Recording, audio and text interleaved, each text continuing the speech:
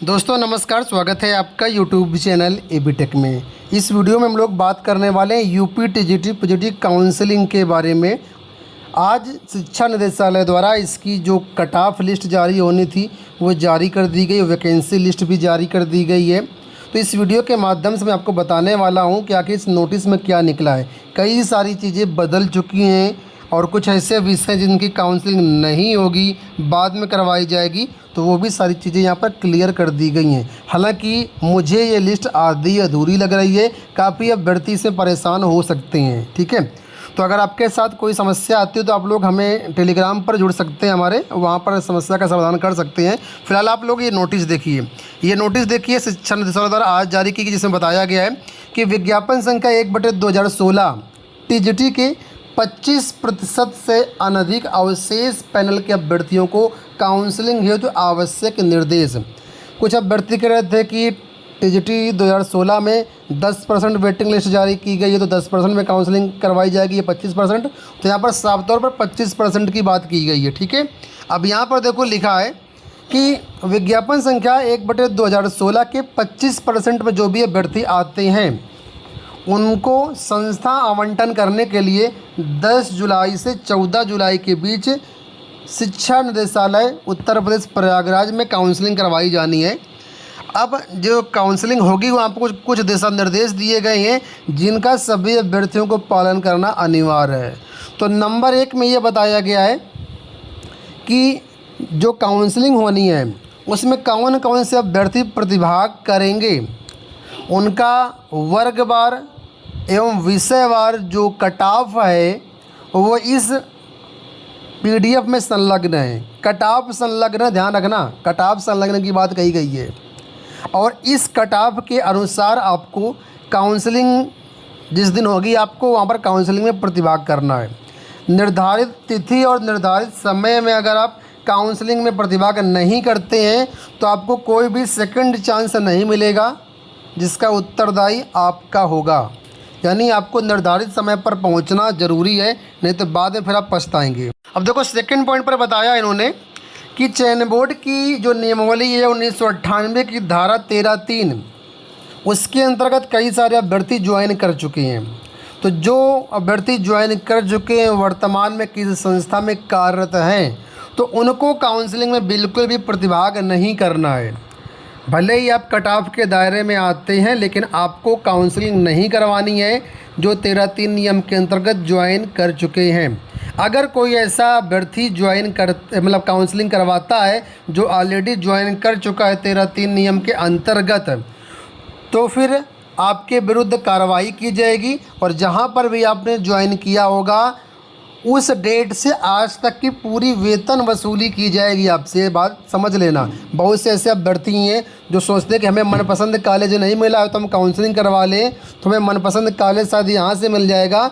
तो ऐसा नहीं है, आप बिल्कुल भी काउंसलिंग ना करवाइएगा जो भी 13(3) नियम के अंतर्गत ज्वाइन कर चुके हैं।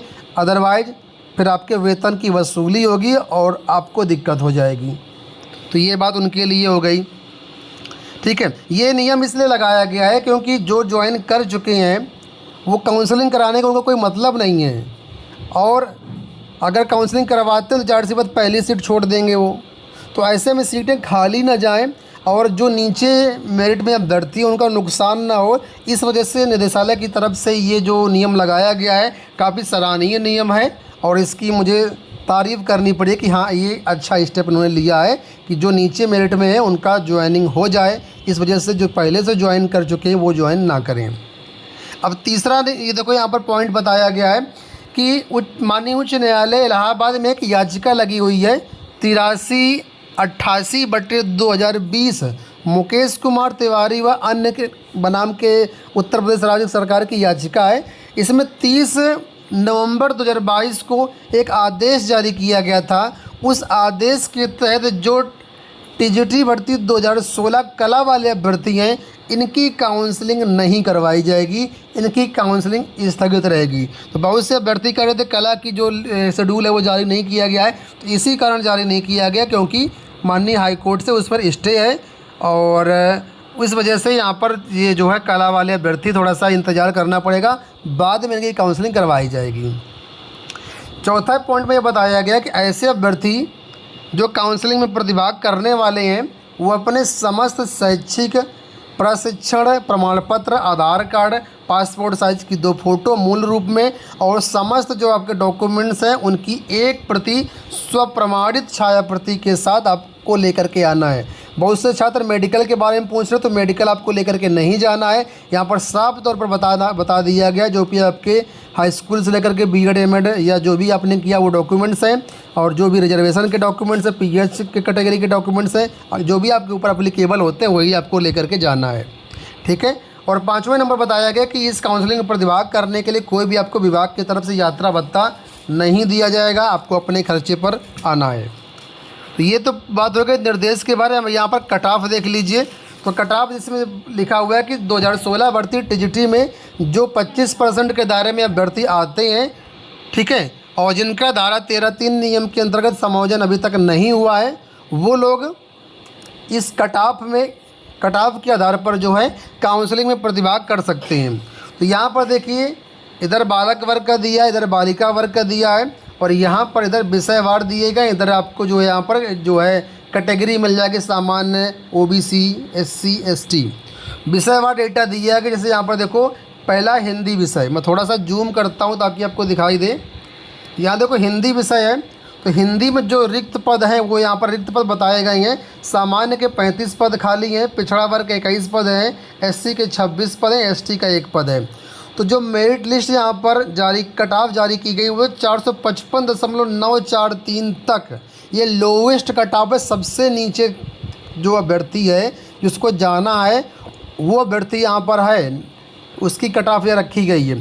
तो अगर आप इस कट ऑफ के अंतर्गत आते हैं या इस कट ऑफ के ऊपर बिलोंग करते हैं तो आपको काउंसलिंग में जाना है। लेकिन अगर आपका जो ज्वाइनिंग है 13(3) नियम के अंतर्गत हो चुकी है तो आपको नहीं जाना है। इसी तरीके से जो पिछड़ी जाति है उनका कट ऑफ यहाँ पर लोवेस्ट है 451.34। एससी का कट ऑफ यहाँ पर 440.678 और एसटी का कट ऑफ यहाँ पर 392.955। तो ये बालक वर्ग का है। इसके बाद यहाँ पर बालिका वर्ग का इस साइड दिया गया है। इसमें बालिका वर्ग में सामान्य के 3 पद हैं, पिछड़ा वर्ग का 0 पद है, एससी का 1 पद है, एसटी का 0 पद है। और यहाँ पर आपकी कट ऑफ बालिका वर्ग की दी गई है। जहाँ पर देखो यहाँ पर डैश लगा, इसका मतलब सिंपल सा है कि आपकी कैटेगरी में सारे पद भर चुके हैं और इस वजह से यहाँ पर आपकी कैटेगरी में वैकेंसी ही नहीं है, इस वजह से कट ऑफ भी जारी नहीं की गई है। ठीक है। तो डैश का मतलब सिंपल सा यहाँ पर यही है कि वैकेंसी नहीं है, तो आपको यहाँ पर जाना भी नहीं है, किसी को भी नहीं बुलाया गया है। तो इस तरीके से यहाँ पर सभी विषयों कट ऑफ दी गई है। आप जिस भी विषय संबंधित हैं अपना देख लीजिएगा, मिलान कर लीजिए, स्क्रीनशॉट ले लीजिए। और यहाँ पर जो है आप जो है अगर आप इस दायरे में आते हैं तो आपको यहाँ पर जाना है। टोटल यहाँ पर देखिए 8 विषय इसमें दिए गए हैं। इसके बाद नीचे देखेंगे तो कुल मिलाकर के 16 विषयों की कट ऑफ जारी की गई है टीजीटी भर्ती के लिए। और यहाँ पर कला विषय आपको नहीं मिलेगा क्योंकि कला विषय में यहाँ पर स्टे दिया गया है। ठीक है। तो अब आप इसको अच्छे से मिलान कर लीजिए और आराम से डॉक्यूमेंट तैयार करके आपको जो है जाना। 2016 वाले अभ्यर्थी भी इसको अच्छे से देख लें, समझ लें। अब मैं आपको बता देता हूँ ये जो कट ऑफ लिस्ट आप डाउनलोड कहाँ से कर पाएंगे। देखो आपको जाना है गूगल पर और यहाँ पर टाइप करना है वेबसाइट का नाम governmentjobcenter.com। ठीक है। जैसे टाइप कर देंगे इस तरीके से वेबसाइट खुल करके आ जाएगी। यहाँ पर आपको नीचे आना है, एडमिट कार्ड के सेक्शन में आना है। आपको यहाँ पर पहला ही लिंक मिल जाएगा, UP TGT 2016 waiting list counselling cut off vacancy list. यहाँ पर क्लिक करना है। क्लिक करने के बाद आपके सामने पेज खुलेगा, पेज को खिसकाना है, नीचे की तरफ आना है और यहाँ पर आपको पहला ही लिंक मिल जाएगा। यहाँ पर डेट भी पड़ी हुई है 7 जुलाई की और यहाँ से देखो लिखा हुआ है TGT 2016 waiting counselling cut off vacancy list. इस लिंक पे क्लिक करके यहाँ से जो आप पीडीएफ डाउनलोड कर सकते हैं। इस तरीके देखो डाउनलोड कर देंगे तो आपके सामने सेम पीडीएफ आ जाएगी जो मैंने आपको यहाँ पर दिखाया और मोबाइल पर आराम से खुल रही, कोई दिक्कत नहीं है। और लिंक आपको वीडियो के डिस्क्रिप्शन बॉक्स में मिल जाएगा, वहाँ से क्लिक करके आप जा सकते हैं। कोई क्वेरी होती है, कोई समस्या होती है तो हमारा टेलीग्राम चैनल जरूर ज्वाइन कर लीजिएगा। इसी वेबसाइट पर जो मैंने आपको वेबसाइट दिखाई, यहाँ पर आपको हमारे टेलीग्राम चैनल का लिंक दिया गया। देखो यहाँ पर, यहाँ से हमारा टेलीग्राम चैनल ज्वाइन कर लेना। ठीक है। इस वीडियो में इतना ही, धन्यवाद। अच्छा, एक चीज़ जो यहाँ पर रह जा रही वो ये है कि यहाँ पर आधी अधूरी लिस्ट मैंने इसलिए बताई क्योंकि इसमें कैंडिडेट के नाम नहीं दिए गए हैं। कैंडिडेट का नाम, रोल नंबर, इस तरीके से कुछ भी नहीं दिया गया। जबकि 2013 में जो लिस्ट जारी की गई थी उसमें बाकायदा सभी विषयों में कैंडिडेट के नाम सहित लिस्ट जारी की गई थी कि ये अभ्यर्थी का रोल नंबर है, ये उनका नाम है, ये पिताजी का नाम है, ये इनकी कट ऑफ है, ये इनके मार्क्स हैं। पूरा इस तरीके से जारी किया गया था, लेकिन इस बार केवल कट ऑफ जारी कर दिया गया है, कैंडिडेट के नाम की लिस्ट जारी नहीं की गई है। ठीक है, तो थोड़ा सा यहाँ पर कन्फ्यूजन अभ्यर्थियों को हो सकता है, क्योंकि एक कट ऑफ पर यहाँ पर कई सारे अभ्यर्थी बिलोंग कर सकते हैं। तो इस केस में क्या होगा कि अगर आपकी कट ऑफ है तो सभी अभ्यर्थियों को जाना है, भले 10 अभ्यर्थी हैं, अगर ये इतना आपके मार्क्स हैं या इससे ऊपर मार्क्स हो तो आपको ज़रूर जाना है। ठीक है, धन्यवाद।